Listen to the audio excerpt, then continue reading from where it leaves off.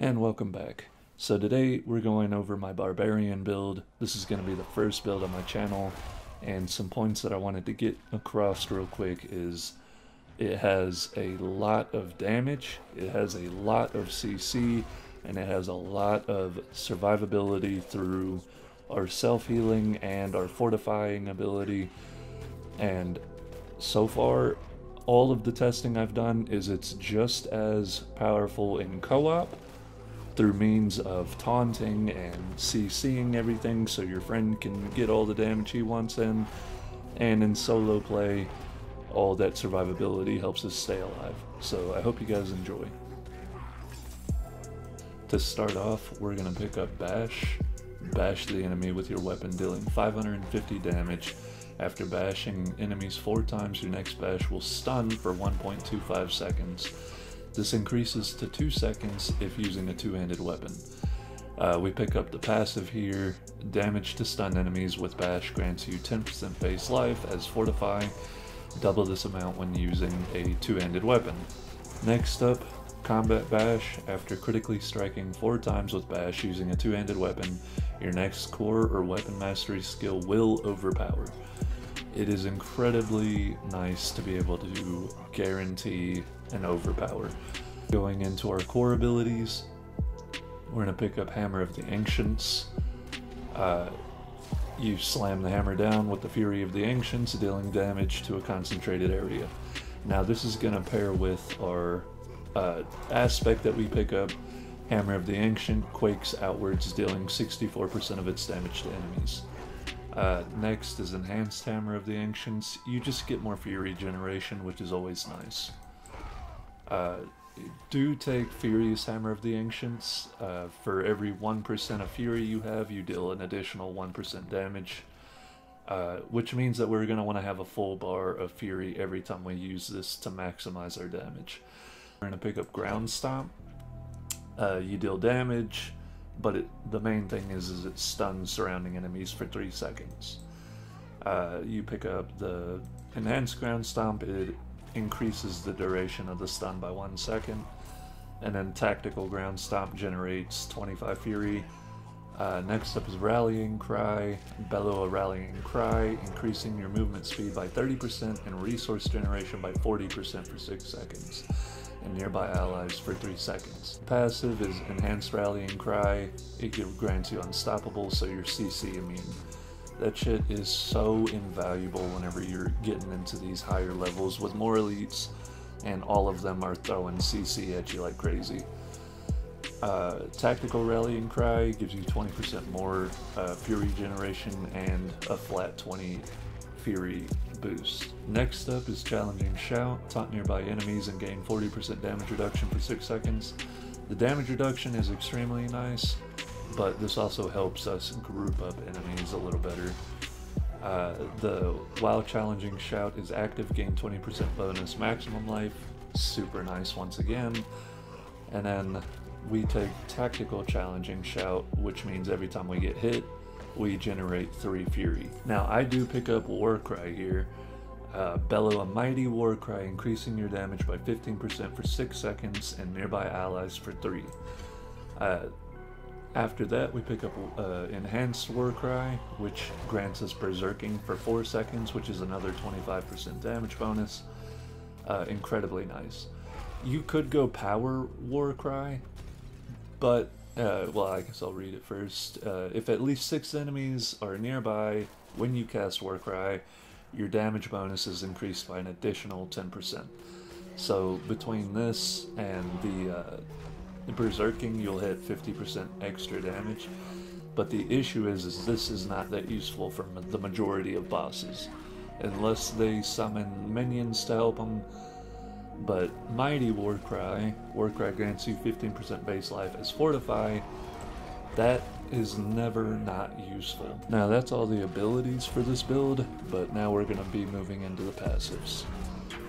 Booming Voice we're going to put 1 point into for the duration, but mostly to get over here to Raid Leader.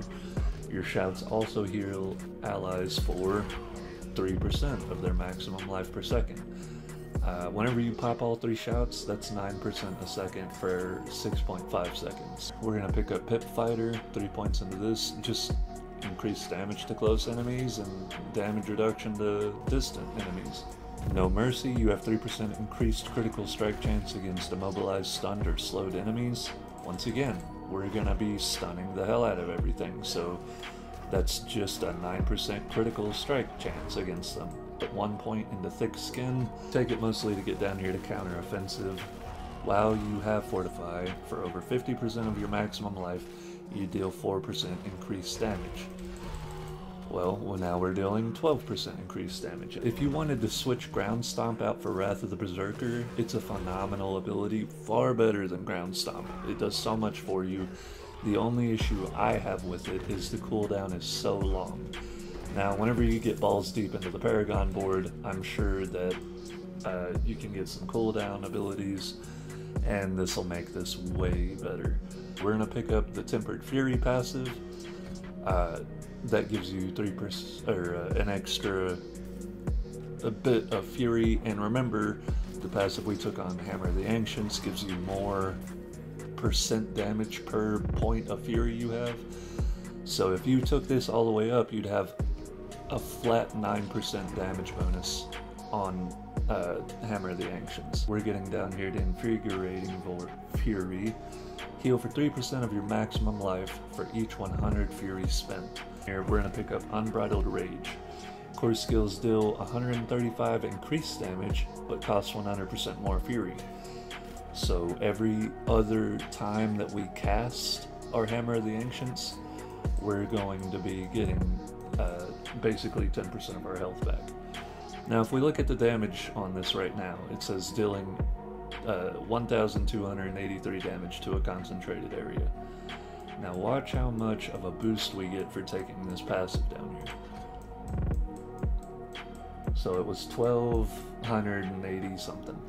Now it's 3,016 damage. That's over double the amount of damage. Obviously we do 135% extra, but that's just so satisfying, and it's very much instead of spamming your ability, you build it up, you hit your war cry to buff it, you stomp to stun everything, and then you smash the shit out of it. Heavy-handed, while using two-handed weapons, you deal 5% increased critical strike damage.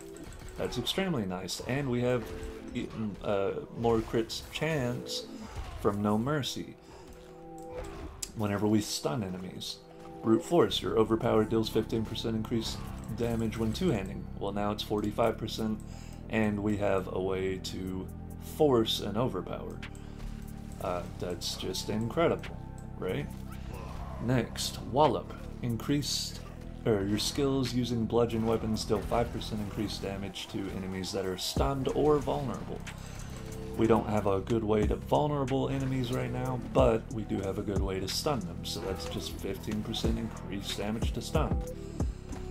And then Lucky Hit, this is really what pulls this whole build together, is Concussion.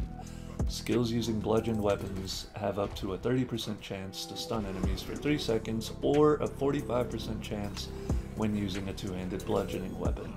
That's almost 50% chance just outright to stun everything. We're getting more critical strike damage and chance for hitting a stunned enemy. Our overpowers that we can force is 45% increased damage, and we already have 180, I think it's 180% overpower, 190%. So it's just synergy on top of synergy.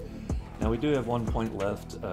You can feel free to throw this into one of your war cry or one of your shouts to give you more damage, or survive, or whatever have you. You can throw it into one of the passives over here. I haven't found a good place for it. It's just 1 point, so I might take Thick Skin, or there's a passive up here that gives you more movement speed. Just throw it anywhere that you think could be useful. I'm gonna put it into Booming Voice to get our shout duration up. To look at our expertise, we are going to use the two-handed mace expertise. Lucky Hit up to a 10% chance to gain 2 fury when hitting an enemy, double the amount of fury gained while berserking. You deal 15% increased critical strike damage to stunned and vulnerable enemies while berserking. Now, like I said, the only thing that you really need to pull this build together is the aspect of the Hammer of the Ancients quakes outwards. Other than that, you're golden. I mean, it's not a heavy intensive build for stats or equipment, but if you were looking to maximize, and this is more past level 50, probably 75 100 range, you definitely want to get your crit chance up. If you can find pieces of equipment that give you points towards the Hammer of the Ancients, that'll help a lot, and just so on. But overall, the build does incredibly well for most content. For bosses, it struggles a little bit because we don't have a great way to get Fury very fast. This has a 25-second cooldown, and that's our best way of getting Fury whenever we're fighting a boss. So, challenging Shout, unless they hit you with a multi-hit, you're not going to be getting a whole bunch of Fury back from that. But aside from that, it's pretty tanky. We have a lot of healing, we have a lot of Fortify, and we have so much stun, nothing can hit you if nothing can move, right? So, I haven't done a whole lot of builds yet. Well, this is the first build that I'm doing, and so there could be stronger ways to pull this off.